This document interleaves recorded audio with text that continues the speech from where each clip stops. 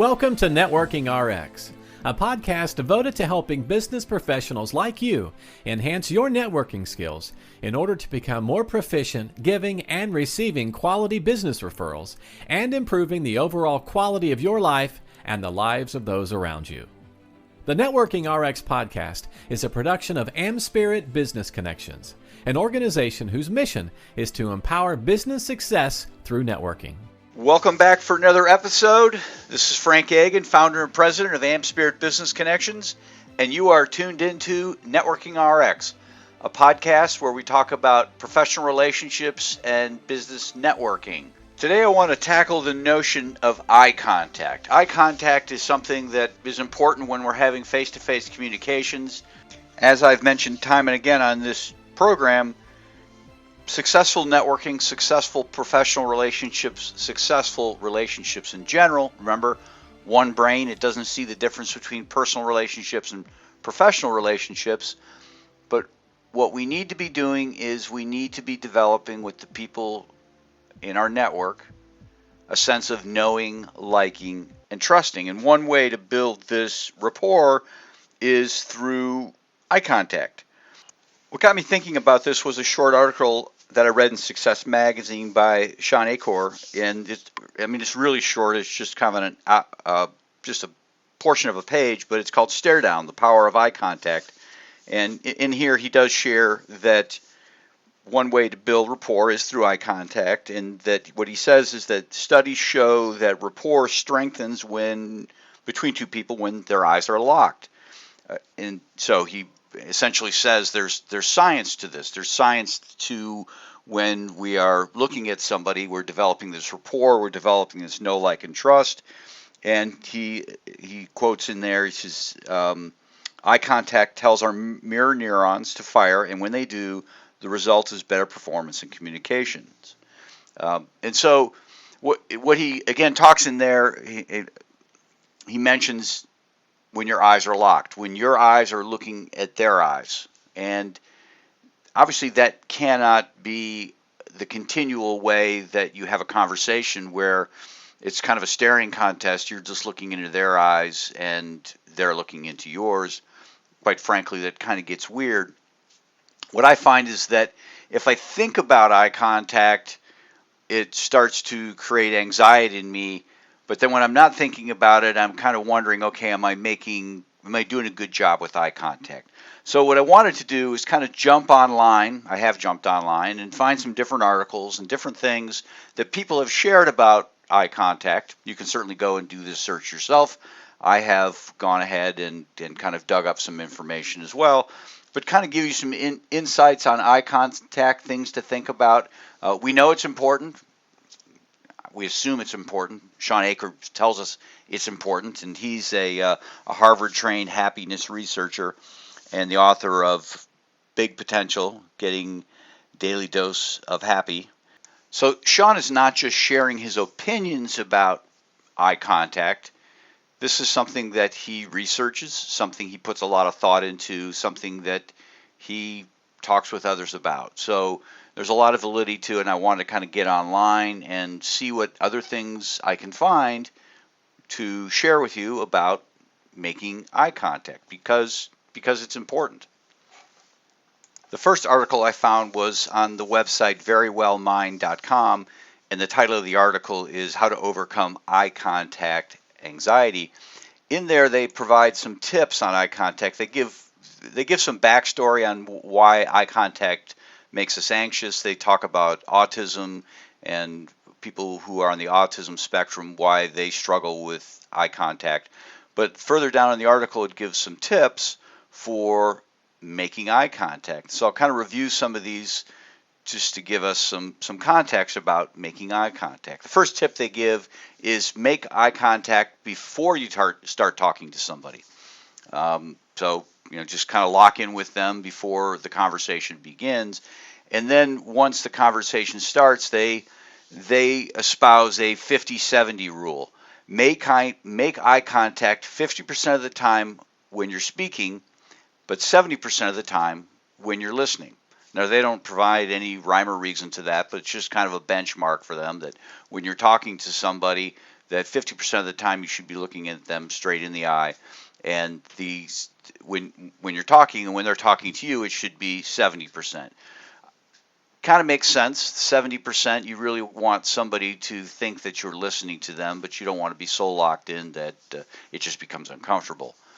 Another tip they provide is hold eye contact for about 5 seconds at a time. About as much time, this is their benchmark, because you can't be counting to yourself or looking at a watch while you're making eye contact, but they say it takes about as much time to register their eye color.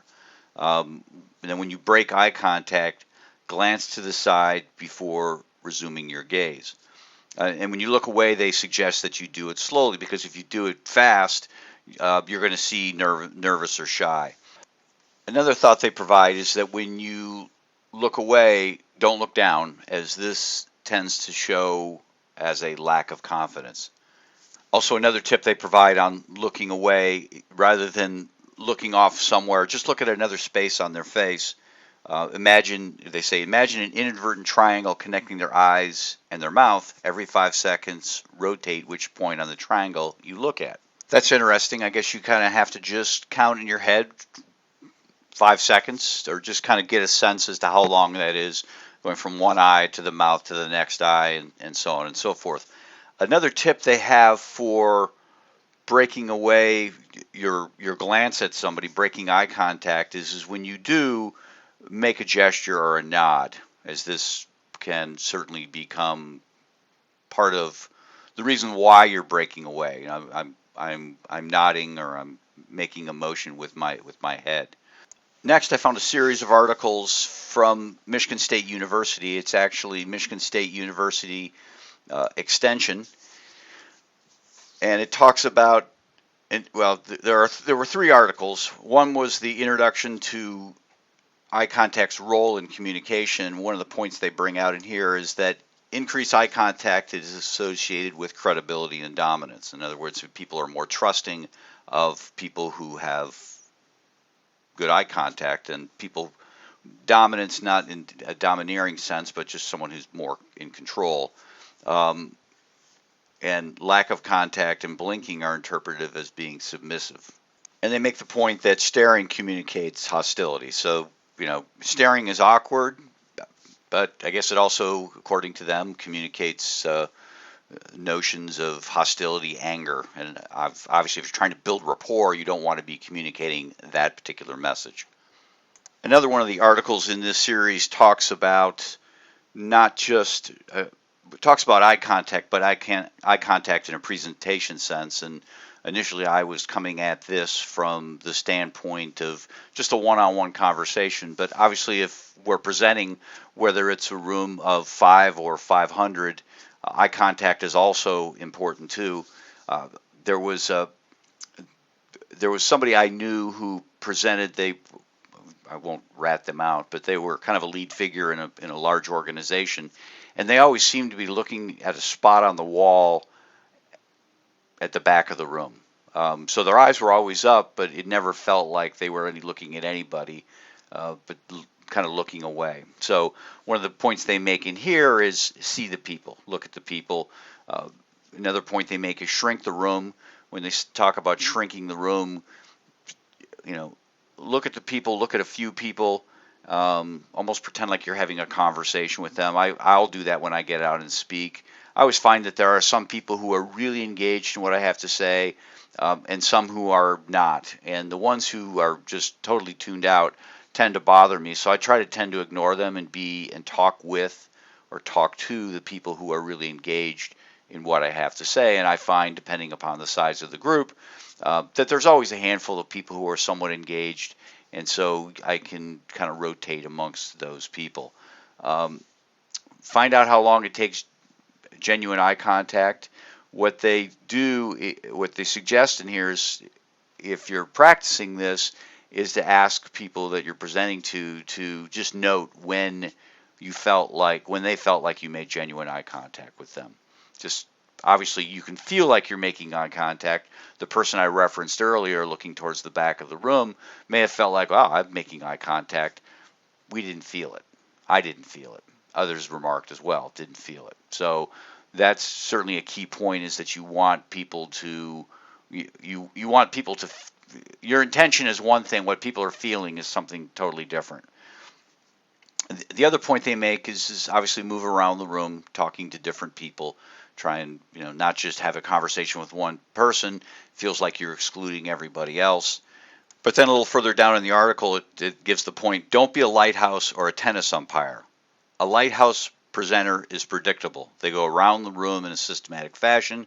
Similarly, a tennis umpire looks left, then right, then left, etc.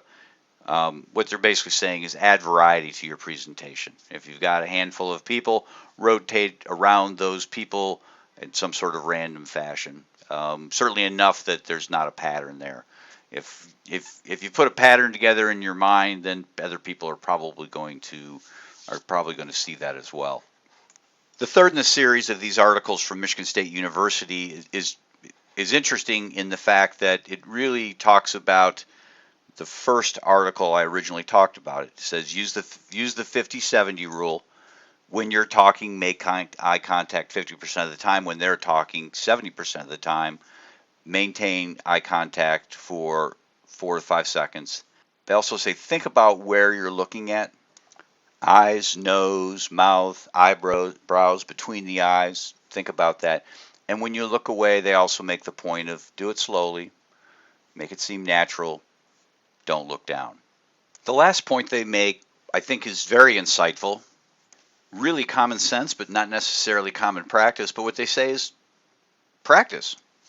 It says eye contact will come easy to some, but if it doesn't for you, it's okay to practice until you become confident.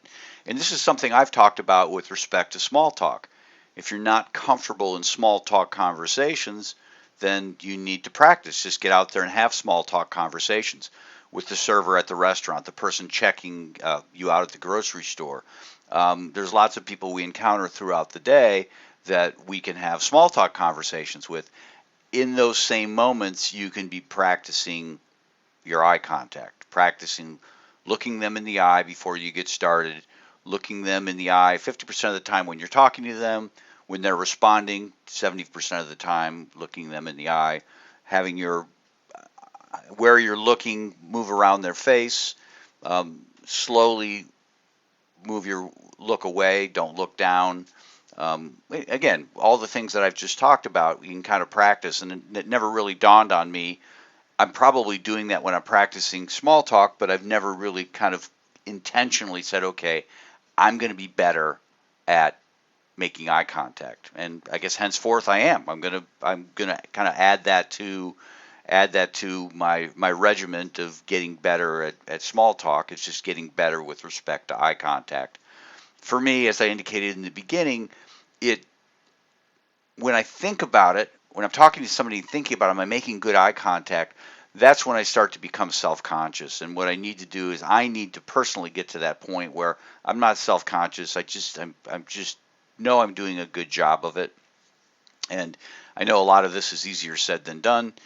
But with the insights I've provided, you can see that there are tools to get better. There are tips, I should say, rather than tools. There are tips to getting better, and that you can take your time and practice on this. Being good with eye contact is something that you can have a growth mindset about. A growth mindset meaning, okay, I might not be good in this moment, and I don't know that I'm good. I wouldn't say I'm great with eye contact. In fact, I've kind of revealed I'm somewhat self-conscious about it. And that's okay. You might be self-conscious too, but know that you can get better. It's not a fixed skill. It's not like your eye color. If your eyes are brown, you really can't change the color of your eyes or your height. But you can get better at making eye contact. And with that, if you're self-conscious, why not set about doing a better job of it? If need be, get online. There's lots of resources there. There are some videos as well that you can watch, and people can kind of share their tips and tricks with you for becoming good with respect to eye contact.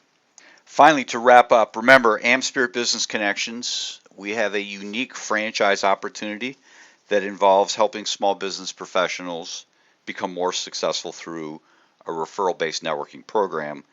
This franchise opportunity is unique in that it only involves a couple hours in the morning a few days a week and is a great franchise to add on to what you're already doing.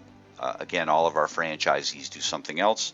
For a few hours in the morning, a couple days a week, they run the AmSpirit Business Connection program, generally get paid to get out there and network, and the rest of their days, they're attorneys, they're accountants, realtors, business coaches, consultants, financial advisors. So if you're interested in learning more, talking about it, or you know someone who might be interested, my email is at the end of this program or in the show notes. Just give me a shout and we can certainly talk about it. Thanks for joining us on the Networking RX podcast. Please put what you've learned into action today and let us know if you have questions, comments, or ideas for future topics. You can email them to us at podcast@amspirit.com. That's AmSpirit.com.